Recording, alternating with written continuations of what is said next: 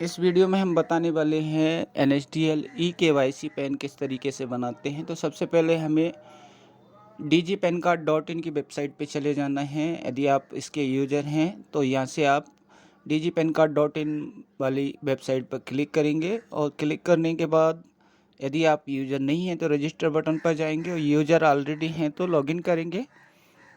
Login करने के लिए आपका आईडी पासवर्ड आपको इंटर करना होगा।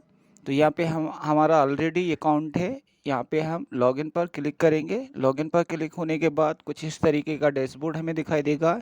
यहाँ पे हमें अप्लाई eKYC पैन कार्ड पर क्लिक कर देना है। यहाँ पे हमें सेलेक्ट करना है eKYC इंस्टेंट पैन और यहाँ से न्यू 49A सेलेक्ट कर लेना है। सारी जानकारी यहाँ पे हमें आधार कार्ड के अनुरूप डालना है। जैसा आधार कार्ड में लिखा हुआ है वैसा हमें यहाँ पे इंटर करना है। तो चलिए हम यहाँ पे नेम इंटर कर देते हैं। इसी प्रकार से हम जन्म तिथि भी इंटर करेंगे। जन्म तिथि के लिए आप कैलेंडर दिया हुआ है उससे भी आप सेलेक्ट कर सकते हैं, मैनुअल भी यहाँ पे आप इंटर कर सकते हैं। इसके बाद हमें मेल फीमेल सेलेक्ट कर लेना है। कस्टमर का यहाँ पे मोबाइल डाल देना है। जिनका हम पैन कार्ड बनाने जा रहे हैं उनका हमें यहाँ पे मोबाइल इंटर कर लेना है। इसके अलावा हमें ईमेल आईडी इंटर करना है। ईमेल आईडी हमें सही तरीके से इंटर करना है क्योंकि पैन कार्ड की PDF हमें ईमेल आईडी पर ही प्राप्त होगा। तो इसे कंफर्म डालें, बिल्कुल सही एड्रेस इंटर करें और यहाँ पे हमें सबमिट कर लेना है टिक मार्क करके। तो चलिए यहाँ पे हम सबमिट कर देते हैं। सारी जानकारी यहाँ पे हमारी सही है तो यहाँ पे हम सबमिट कर लेंगे। यहाँ पे मुझे मोबाइल नंबर चेंज करना है, गलत मोबाइल नंबर दिया कस्टमर ने तो इसलिए मैं यहाँ पे चेंज करके संशोधन करके और फिर सबमिट करूँगा। तो चलिए यहाँ पे मैं नया मोबाइल नंबर इंटर कर लेता हूँ। अब मैं यहाँ पे सबमिट करूँगा। बाकी सारी जानकारी मेरी सही है। यहाँ पे अब हम सबमिट करेंगे। सबमिट करने के बाद आर यू श्योर ओके करेंगे आप नोटिफिकेशन को। अब हमारा पेज NSDL में रीडायरेक्ट हो जाएगा। थोड़ी सी लोडिंग के बाद हमारा पेज NSDL में रीडायरेक्ट होगा। यहाँ पे हमें आई एग्री बटन पर क्लिक करना है।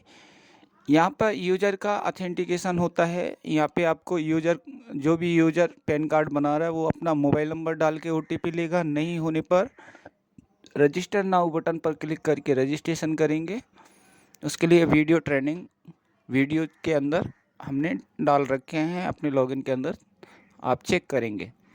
आप यहाँ पे हमें OTP मिल चुका है तो हम यहाँ पे OTP इंटर करेंगे। OTP इंटर होने के बाद यहाँ पे हमें कस्टमर का आधार नंबर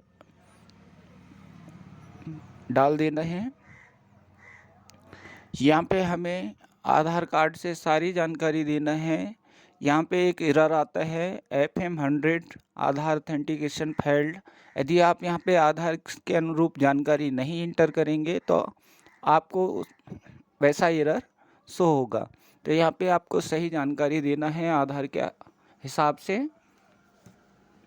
और यहाँ पे डेट ऑफ बर्थ हम मैनुअली इंटर करेंगे या कैलेंडर से भी सेलेक्ट कर सकते हैं। नेम इंटर हो गया हमारा, लास्ट नेम, फर्स्ट नेम। उसके बाद हम ईमेल, इसके बाद हम डेट ऑफ बर्थ, फिर मेल ऑलरेडी उसमें रहता है। यहाँ पे हम टिक करेंगे और सबमिट बटन पर क्लिक कर देंगे। सबमिट हो जाने के बाद हमें इस पेज में कुछ भी नहीं करना है, हमें सीधा नेक्स्ट कर देना है। अब हमें यहाँ पेरेंट डिटेल में नो क्लिक करना है। लास्ट नेम इंटर करेंगे। फर्स्ट नेम में फर्स्ट नेम इंटर कर देंगे। फादर्स नेम की जानकारी यहाँ पे हमें देना है। री इंटर करना है वही जानकारी को फिर से दोबारा हमें री इंटर फादर नेम वाले सेक्शन में इंटर कर लेना है। तो चलिए यहाँ भी हम सेम इंटर कर लेते हैं। अब हम नीचे आएंगे, मदर्स नेम कंपलसरी नहीं है और नेक्स्ट बटन पर क्लिक कर लेंगे। यहाँ पे हमें सोर्स इनकम में नो इनकम पर क्लिक कर देना है। यहाँ पे हमें एरिया कोड हमें फिल करना, तो इसके लिए हम इंडियन सिटीजन, मध्य प्रदेश और आपका जो भी ज़िला है वो सेलेक्ट करेंगे। नीचे रिजल्ट आएगा, उस पर क्लिक करेंगे तो वो ऑटो फिल हो जाएगा। यहाँ पे आपको आपके प्लेस का नाम डालना है जहाँ से आप पैन अप्लाई कर रहे हैं। सबमिट करेंगे। सबमिट करने के बाद हमें पूरे अप्लाई का कंफर्म पेज आएगा, इसको हमें कंफर्म कर देना है। यदि आपका जानकारी सही नहीं है तो एडिट कर सकते हैं। अब यहाँ पे हमें ऑथेंटिकेशन के 2 मोड मिलेंगे, OTP बेस्ड और बायोमेट्रिक बेस्ड। तो मैं यहाँ पे बायोमेट्रिक बेस्ड ऑथेंटिकेशन करने वाला हूँ, तो यहाँ पे मैं बायोमेट्रिक बेस्ड eKYC पे क्लिक कर दूँगा। अब यहाँ पे अपना डिवाइस सेलेक्ट कर लेना है। आपके डिवाइस की सही सेटिंग होगी तो यहाँ पे आपका डिवाइस वर्क करेगा। यहाँ से इस तरीके से फिंगर कैप्चर कर लेंगे, सबमिट करेंगे तो हमारा eKYC ऑथेंटिकेशन सक्सेसफुली सबमिट हो जाएगा। इसके बाद हमें e-साइन ऑथेंटिकेशन भी करना है। यहाँ पे आधार नंबर हमें इंटर कर लेना है।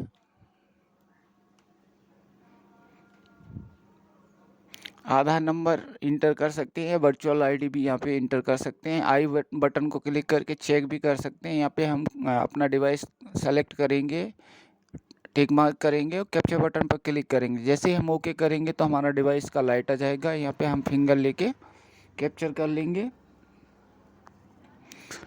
यहाँ पे इनका फिंगर ऑथेंटिकेशन सही से नहीं हुआ, बायोमेट्रिक सही से नहीं हुआ है, इनके फिंगर नहीं आ रहे, तो मैं फिर से ट्राई करूँगा।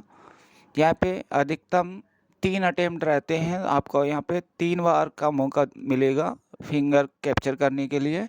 तो ये मैं दूसरा अटेम्प्ट यहाँ पे करने वाला हूँ।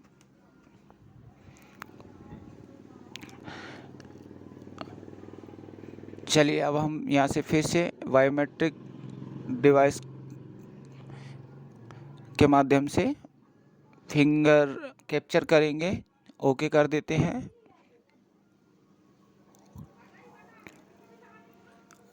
फिर से ओके करेंगे।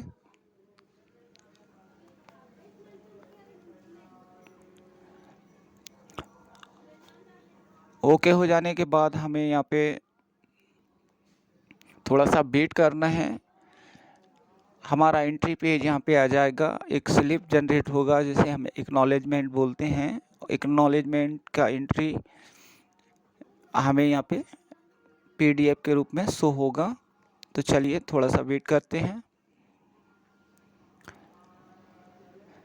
ये हमारा एक्नॉलेजमेंट जनरेट हो गया है। अब यहाँ पे हम देखेंगे एक्नॉलेजमेंट हमें दिखाई नहीं दे रहा है, तो इसे चेक करने के लिए या तो आप अपने कस्टमर के मोबाइल में मैसेज चेक कर सकते हैं, या जो ईमेल आईडी आपने एंटर किया है उसमें भी आप जाके देख सकते हैं, या फिर